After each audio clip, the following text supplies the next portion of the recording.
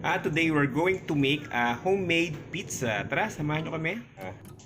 Bumili tayo ng ready-made pizza crust. Yan, ito gagamitin natin. Thin crust from Bambi. Nabili natin to sa South Supermarket. Mura lang naman. 50 pesos, dalawang crust. Actually, 4 ang binili ko, kaya nakapaggawa na kami kanina ng pizza. Ngayon, gagawa pa ulit. Ito isa sa mga ingredients natin. Ito. Meron tayong ham. Meron tayong pepperoni. Pero I prepare, yung una kong gagawin ay pepperoni. Yung naman second one ay ham na pizza. Kasamahan natin ng pineapple. Siyempre, very basic. Lalagyan natin ng cheese, ng white onions, ng pineapple. Okay, tara let's samahan nyo kaming gumawa ng homemade pizza. The first thing that we're going to do is spread the tomato sauce sa pizza crust. Ayan, spread natin yan.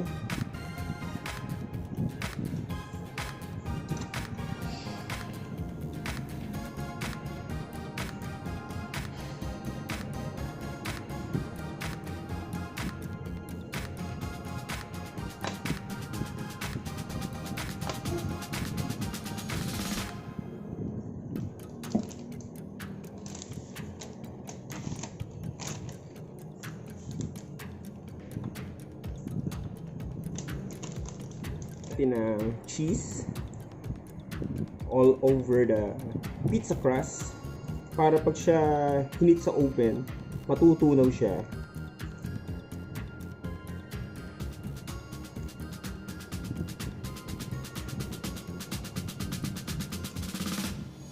And lalagyan natin siya ng pepperoni, one of the garnishings.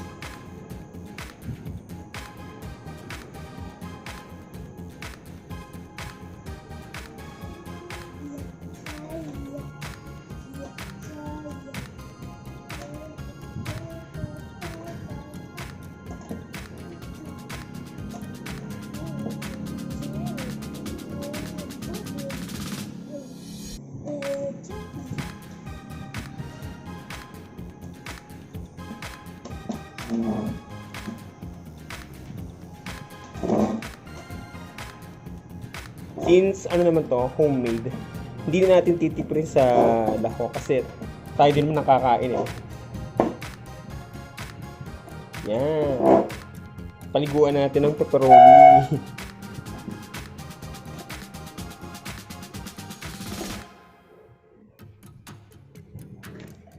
Yan. Okay. Then lalagyan din natin ng pineapple. And by the way, kahit na wala akong plastic gloves, ako naman ay naghugas ng kamay bago ako naggawa nitong pizza.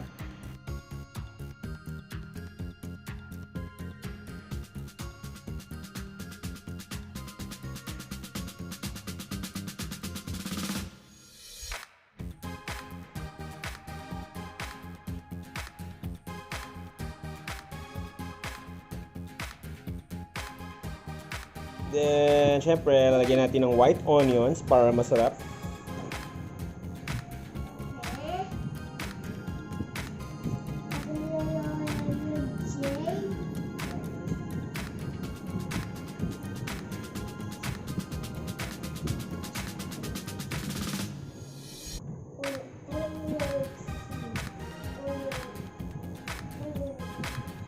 After natin ma-prepare yung pizza crust, ilagyan natin ng mga ingredients like tomato sauce, tapos ilagyan natin ng cheese, ilagyan natin ng pepperoni, ilagyan natin ng pineapple, tidbits, ilagyan natin ng white onion. Now, what we're going to do is ilalagay na natin siya sa oven, tapos i-reheat natin siya. Ang ginagawa ko kasi, una kong ginawa ay 250 degrees centigrade. Tapos, mga 10 minutes lang muna.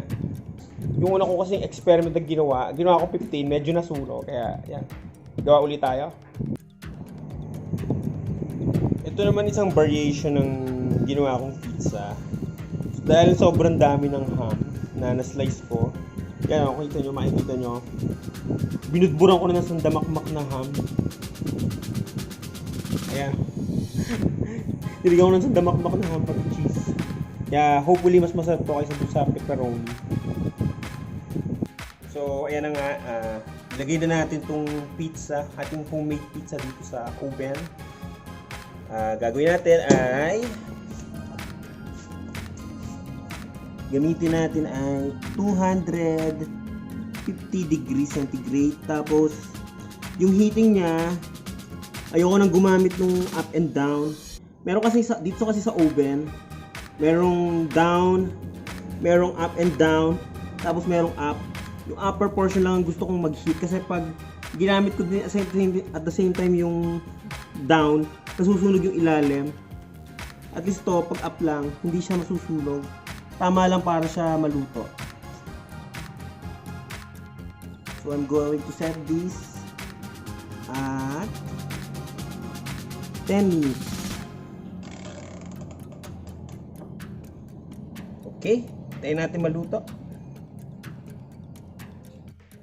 Ayan, okay na yung ating pizza. Tamang-tama lang. Ginawa ko siyang 15 minutes at 250 degrees centigrade. Kaya hindi siya sunog.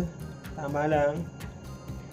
Pero luto na naman siya. Kaya, yeah, tara, kain na tayo. And this is our homemade pizza. Hindi ko alam kung pepperoni to. Yan, pepperoni. Nilagyan ko ng pineapple slices. Kaya pwede siyang Hawaiian kasi ano naman to eh. Experiment lang ako ng pizza. Ayan, ito ang isa nating pizza. Okay na siya. Pwede nang kainin. Richly garnished with ham and cheese. Ham and cheese. The onions and pineapple tidbits.